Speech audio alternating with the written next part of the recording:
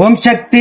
சென்னை மாவட்டம் ஐனாவரம் ராஜு தெரு காமராஜ் நகரை சார்ந்த ஜூலி முனுசாமி சாலினி தம்பதிகள் திருமணமாகி 11 ஆண்டு காலம் குழந்தை பேர் இல்லாம நம்ம சேலத்து மகமாய தேடி வந்து 3 அமாவாசை கும்ப படையில் பிரசாதம் வாங்கி சாப்பிட்டு இருக்காங்க.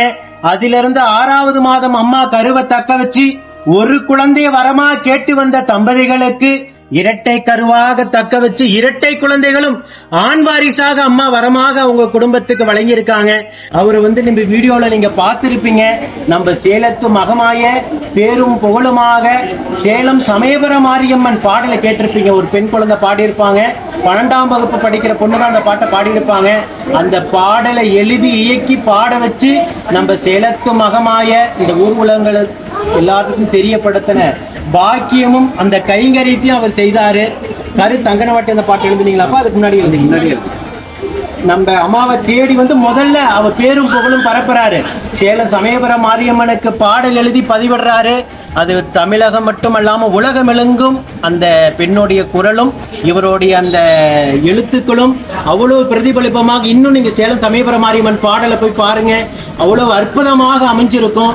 அந்த பாட்டை கேட்டு மனமகிழ்ந்து நீ ஒரு குழந்தையை கேட்டு வந்த, உனக்கு இரட்டை வரமாக தந்து அதுவும் ஆண் வாரிசாக தரேன்னு மன மகிழ்ச்சியோட அந்த குடும்பத்துக்கு அள்ளி கொடுத்திருக்காங்க.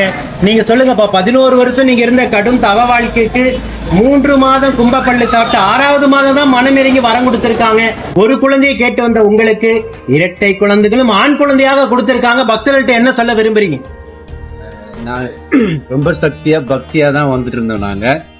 நாங்க எதிர்பார்க்கல, ஒரு குழந்தை தான் நாங்க வேண்டிட்டு வந்திருந்தோம். ஆனா 2 குழந்தை கொடுத்து ரொம்ப அம்மா கிட்ட ரொம்ப சந்தோஷம்.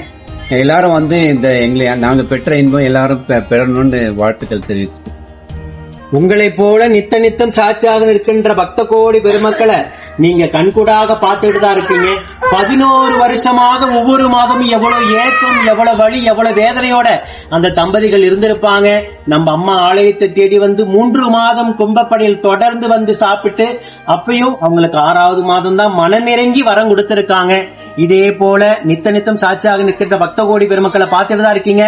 இந்த 2 குழந்தைகளும் அங்கத்துல கழுவினி இல்லாம உடல் ஆரோக்கியத்தோட வளர்ந்து கல்வியில சிறந்து விளங்கி அவங்க குடும்பத்தை கட்டி காத்து கரைச்சுன்னு நான் வேண்டிக்கிறேன்.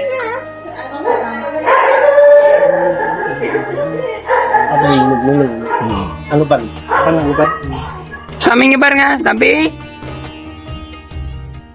இங்க பாருங்க. எடுத்துட்டேன். சரிங்க தம்பி இங்க பாரு. சாமி